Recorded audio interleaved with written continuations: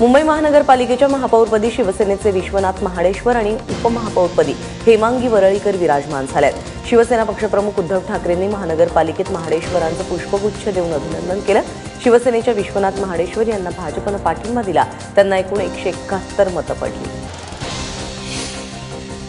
महापौर निवडीवेळी भाजप नगरसेवकांनी मोदी मोदी अशा घोषणा दिल्या, तर शिवसेना नगरसेवकांनी बाळासाहेब आणि शिवसेनेच्या घोषणा दिल्या।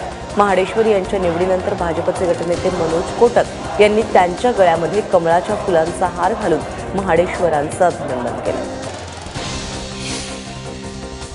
मुंबई महानगरपालिकेमध्ये मतदान होण्यापूर्वी भाजपने हुतात्मा चौकामध्ये जाऊन पारदर्शक कारभाराची शपथ घेतली आणि संयुक्त महाराष्ट्राच्या हुतात्म्यांना अभिवादन केलं। निवडणुकीच्या काळामध्ये भाजपने पारदर्शकतेचा मुद्दा उपस्थित करून शिवसेनेवरती जोरदार टीका केली होती। सैनिकांच्या पत्नींबद्दल अवमानकारक विधान करणाऱ्या प्रशांत परिचारक यांच्या बडतर्फीचा मुद्दा विधान परिषदेमध्ये काल गाजला। आमदार परिचारक यांना तातडीने बडतर्फ करण्याची मागणी विरोधकांनी लावून धरली, मात्र सरकारने याचा निर्णय घेण्यासाठी 7 सदस्यांची समिती नेमण्याचा प्रस्ताव ठेवला आहे। शेतकऱ्यांच्या कर्जमाफीसाठी विधान भवनाच्या पायऱ्यांवरती आणि सभागृहातही विरोधक आक्रमक झाले। उद्योगपती तुपाशी, शेतकरी उपाशी, मोदी दौऱ्यावर शेतकरी फासावर अशा घोषणा विरोधकांनी दिल्या। अजित पवारांनी सभागृहामध्ये सरकारला कर्जमाफीवरून धारेवर धरलं। विरोधी पक्षनेते राधाकृष्ण विखे पाटील यांच्या घरामध्ये उभी फूट पडली आहे। आपण परदेशात असल्याची संधी साधून विरोधी पक्षनेते राधाकृष्ण विखे पाटील यांनी प्रवरा शिक्षण संस्थेचं संचालकपद बळकावल्याचा आरोप राधाकृष्ण यांचे थोरले बंधू अशोक विखे पाटील यांनी केला आहे। भोसरी जमीन हस्तांतरण प्रकरणामध्ये माजी महसूल मंत्री एकनाथ खडसे यांच्या विरोधात एसीबीने रीतसर गुन्हा नोंदवावा असे आदेश हायकोर्टाने दिलेत। या प्रकरणाचा तपास महाराष्ट्र एसीबीकडे सोपवण्यात आला। एसपी दर्जाचा अधिकारी याचा तपास अधिकारी म्हणून काम पाहणार आहे। धर्मनिरपेक्ष असलेल्या हिंदुस्थानला मी कधीही हिंदू राष्ट्र बनवून देणार नाही। काँग्रेसचं सेक्युलर तर भाजपचं राष्ट्रवादाचं दुकान बंद करणार असा घणाघात एमआयएमचे नेते अझरुद्दीन ओवैसी यांनी केलाय। ते लातूरमध्ये आयोजित सभेत बोलत होते। सोलापूर महानगरपालिकेमध्ये 4 वेळा नगरसेविका म्हणून निवडून आलेल्या भाजपच्या शोभा बनशेट्टी महापौरपदी विराजमान झाल्यात, तर शशिकला बत्तुल या उपमहापौर म्हणून काम पाहणार आहेत।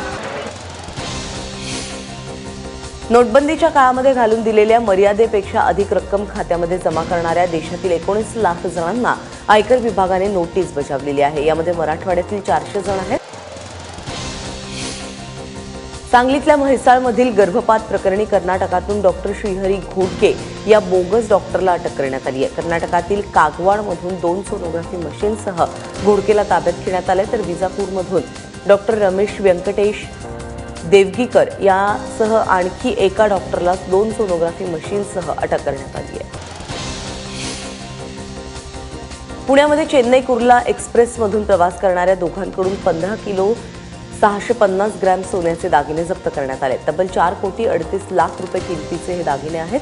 पुणे रेल्वे पोलिसांनी सोमवारी केलेल्या कारवाईमध्ये सुमेर सिंग आणि हरिओम पारिख या दोघांना ताब्यात घेण्यात आले।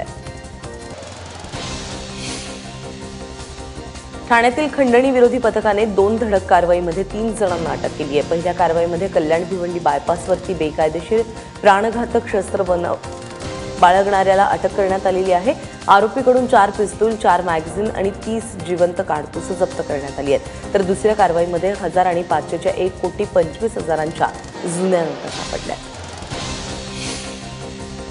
केंद्र सरकारने खासगी बँकांना अतिरिक्त शुल्क मागे घेण्याबद्दल विचार करण्याच्या सूचना दिलेल्या असताना एसबीआयच्या चेअरमन अरुंधती भट्टाचार्य यांनी बँकांचं समर्थन केलेलं आहे।